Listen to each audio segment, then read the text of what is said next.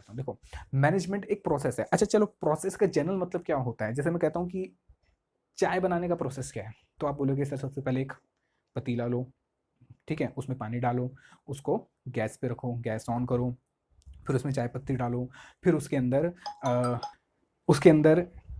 चाय पत्ती डालो, फिर उसके अंदर चीनी डालो, फिर उसके अंदर अदरक या जो भी डालना है वो सब डालो, और जब वो उबल जाए फिर उसके बाद उसके अंदर दूध डालो, ठीक है, और फिर इसको थोड़ा सा उबलने दो, ठीक है, ब्रू होने दो, तो फिर क्या आपकी चाय बन जाएगी। ये चाय बनाने का प्रोसेस होता है।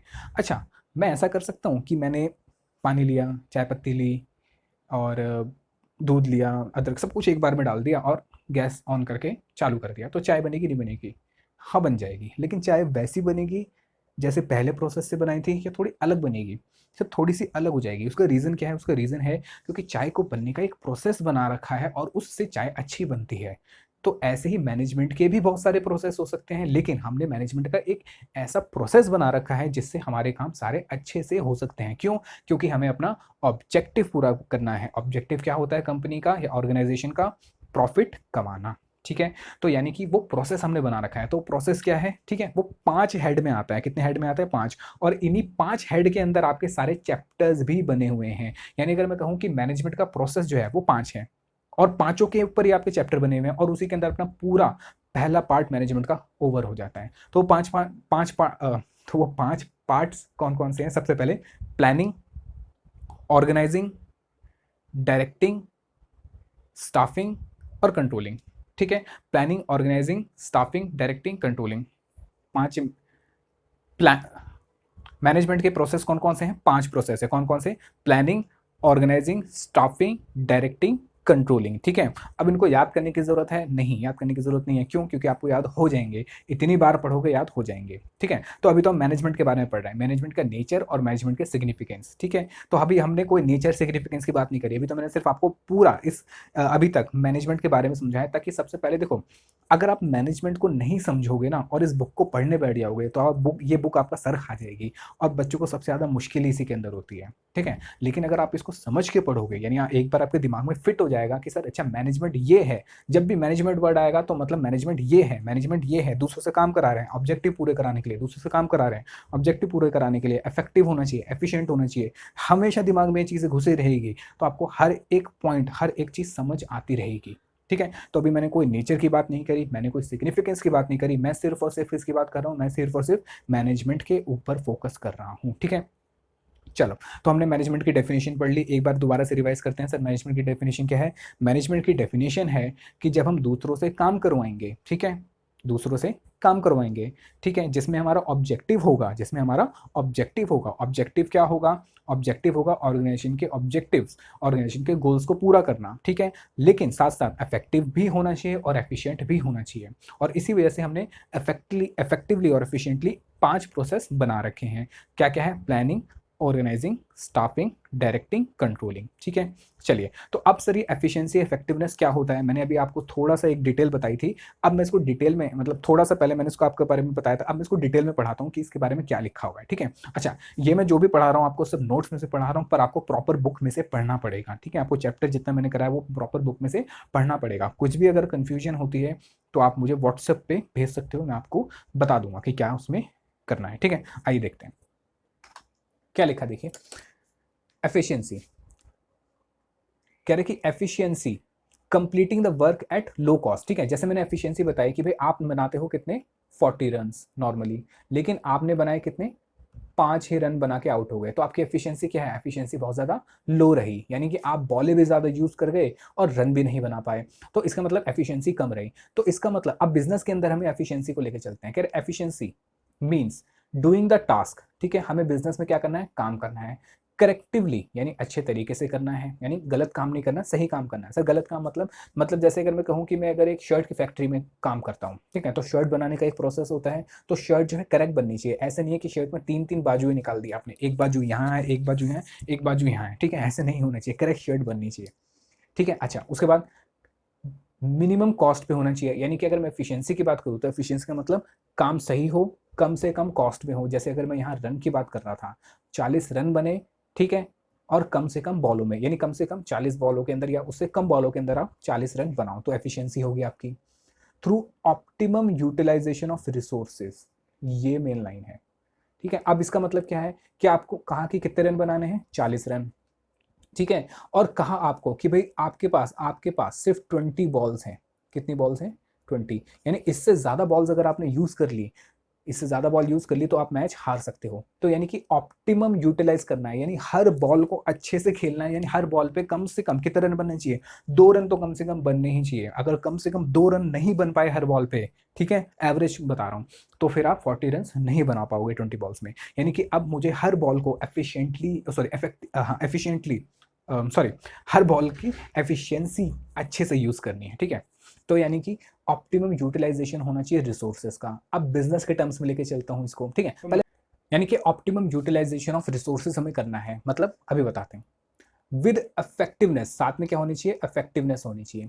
कह रहे completing the work on time, यानी कि आपको 4 घंटे, जैसे मैंने बताया था कि आपने सोचा कि आप 4 घंटे के अंदर सारा काम करोगे, लेकिन 4 घंटे में काम नहीं कर पाए, ठीक है, तो वो आपकी इफेक्टिवनेस अच्छी नहीं थी। यानी कि completing the work on time is concern with end result, करे एंड रिजल्ट है, यानी इफेक्टिवनेस आपके एंड रिजल्ट के ऊपर है। Means completing the task correctly with stipulated time मतलब टाइम पहले से ही बता रखा होता है। Although efficiency and effectiveness are different yet they are interrelated, कह रहे वैसे तो दोनों अलग अलग होते हैं, लेकिन ये आपस में इंटररिलेटेड भी होते हैं। It is important for management to maintain balance between two, कह रहा है कि मैनेजमेंट को इनके अंदर बैलेंस बना, मतलब क्या है देखो, एफिशिएंसी का मतलब क्या है,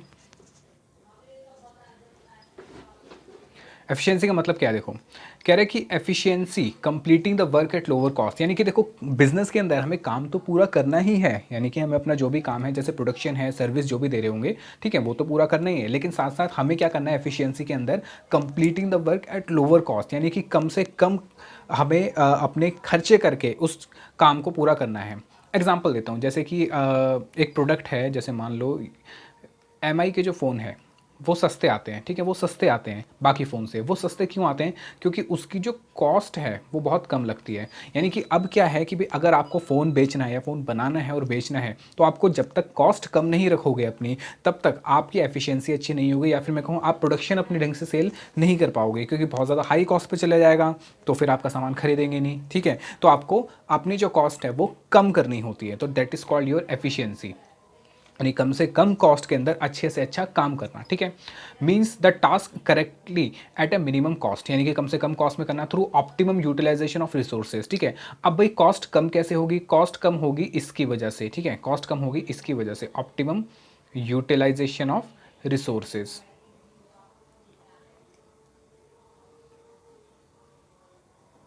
ठीक है। कॉस्ट कम कैसे होगी, ऑप्टिमम यूटिलाइजेशन ऑफ रिसोर्सेज, ठीक है। इसका मतलब क्या है सर, इसका मतलब है कि जो हमारे रिसोर्सेज हैं, ठीक है। अब मैं आपको बता देता हूँ कि हमारे रिसोर्सेज क्या होते हैं। अब मैं ये आपको बार बार याद दिलाता रहूँगा, ठीक है। रिसोर्सेज, हमारे रिसोर्सेज कौन से होते हैं, हमारे रिसोर्सेज होते हैं बिजनेस के अंदर मैन, मटीरियल, मनी, मशीन, ठीक है। कौन कौन से होते हैं, मैन, मटेरियल, मनी और मशीन, ये हमारे रिसोर्सेज होते हैं। यानी कि इन सब को यूज़ करके ही हमें अपने बिजनेस के जो काम है वो पूरे करने हैं। यानी जो भी मुझे गुड्स बनाने हैं, लेट सपोज हम शर्ट का काम करते हैं, शर्ट बनाते हैं और शर्ट बेचते हैं, ठीक है, तो वो हमें मैन, मटेरियल, मशीन जितने रिसोर्सेज हैं उनको कम से कम कॉस्ट पे यूज़ करना है या ऑप्टिमम यूटिलाइजेशन करना है, ताकि मेरी कॉस्ट कम से कम आए, ठीक है। चलो, उसके बाद एफिशिएंसी भी हमने पढ़ ली, इफेक्टिवनेस भी हमारा हो गया, ठीक है। और इफेक्टिवनेस का मतलब क्या है कि भाई हम सही टाइम पे काम को पूरा करें, completing the work on time, ठीक है। इसका मतलब क्या है, जैसे कि लेट सपोज हमारी एक शर्ट की फैक्ट्री है, ठीक है, तो वहाँ पे क्या होता है, हर काम को करने का एक स्टैंडर्ड होता है कि भाई इतने स्टैंडर्ड के अंदर आपको इतने स्टैंडर्ड टाइम के अंदर इस काम को आपको कंप्लीट करना है, ठीक है। जैसे नॉर्मल लेट सपोज कि भाई आपका जैसे कि एग्ज़ाम होता है, ठीक है, तो एग्ज़ाम कितने घंटे का होता है, एग्ज़ाम 3 घंटे का होता है। अब 3 घंटे के अंदर ही आपको अपना पूरा पेपर कंप्लीट करना होता है, ठीक है, पूरा पेपर कंप्लीट करना होता है, सारे क्वेश्चंस करने होते हैं, उनके आंसर भी अच्छे से लिखने होते हैं, तो वहाँ पे आपकी इफेक्टिवनेस आती है। यानी कि जब आप 3 घंटे के अंदर पूरा अपने पेपर अच्छे से कंप्लीट कर लेंगे तो उसको कहा जाएगा आपकी इफेक्टिवनेस। बात समझ आई, ठीक है।